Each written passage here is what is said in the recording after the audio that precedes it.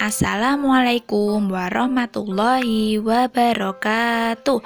Bagaimana kabarnya solih-solihah kelas 6? Semoga semua dalam keadaan sehat ya. Hari ini bertemu lagi dengan Ustazah Laila pada pelajaran PAI. Kita akan belajar tentang pelajaran 8. Di pertemuan sebelumnya kita sudah membaca dan juga menulis surat Al-Maidah ayat 2 dan juga surat Al-Hujurat ayat 12 sampai dengan 13. Sebelumnya, siapa yang belum mengerjakan tugasnya? Jika belum menulis, silahkan ditulis dulu ya di buku tugasnya masing-masing. Hari ini kita akan melanjutkan masih pada pelajaran yang 8, yaitu makna surat Al-Maidah ayat 2 dan juga surat Al-Hujurat ayat 12 sampai dengan 13. Silahkan dibuka bukunya halaman 98 sampai dengan 101. Jangan lupa berdoa dulu ya sebelum belajar. Makna surat Al-Maidah. Al-Maidah artinya hidangan. Surat ini dinamakan Al-Maidah karena ada kaitannya dengan kisah Nabi Isa, yaitu pada waktu itu pengikut-pengikut setia dari Nabi Isa meminta kepada Nabi Isa agar Allah menurunkan Al-Maidah atau hidangan dari langit. Hal itu tercantum dalam surat Al-Maidah ayat 112. Di dalam surat Al-Maidah ayat yang kedua ini, Allah juga menerangkan kepada orang-orang yang beriman tentang 5 larangan yang tidak boleh dilanggar. Yang pertama yaitu dilarang melanggar syiar-syiar Allah, yaitu segala amalan dan ketentuan-ketentuan yang telah ditetapkan oleh Allah.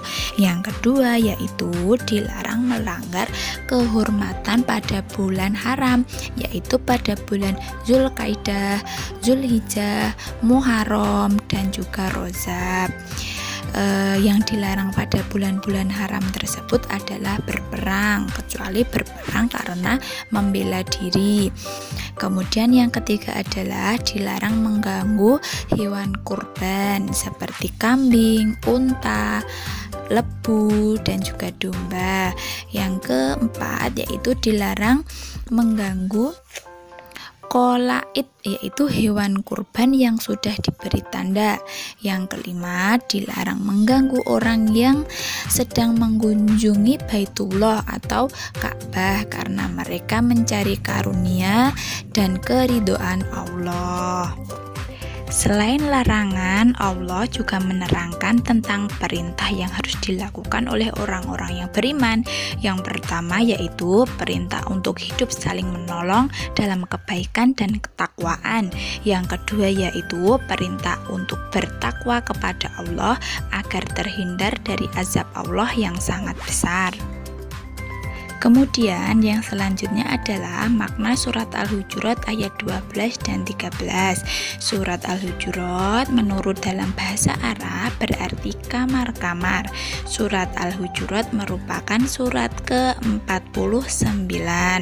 Al-Hujurat juga diambil dari kata yang disebut pada salah satu ayat, yaitu pada ayat keempat. Sekarang kita akan mempelajari surat Al-Hujurat ayat 12 terlebih dahulu. Di dalam surat ayat 12 ini, Allah memberikan peringatan kepada orang-orang yang beriman supaya menjauhi dari sifat suudzon atau berprasangka buruk. Jika mereka mendengarkan sebuah kalimat yang keluar dari saudaranya atau dari teman kita yang belum tentu itu benar atau salah, kita tidak usah memberi tanggapan. Jadi tidak usah memfitnah ya. Jadi jangan sampai timbul satu salah paham. Allah juga melarang pula ghibah atau menggunjing. Menggunjing itu seperti membicarakan temannya seperti itu, dan juga namimah itu artinya marah-marah dan mencari aib orang lain. Kemudian ini adalah isi dari surat Al-Hujurat ayat 13. Yang pertama yaitu setiap manusia memiliki kedudukan yang sama di sisi Allah. Kelebihannya hanya terletak pada kadar ketakwaannya. Yang kedua, manusia diciptakan oleh Allah dari jenis laki-laki dan juga perempuan. Yang ketiga, Allah Maha mengetahui dan juga Maha mengenal. Yang keempat, manusia dikumpulkan menjadi berbangsa-bangsa dan bersuku-suku agar saling mengenal.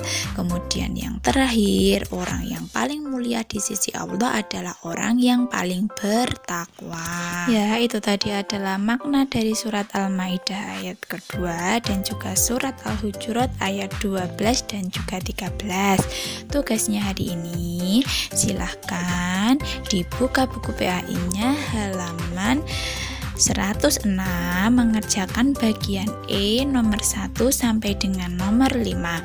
Mungkin cukup sekian pelajaran PAI hari ini.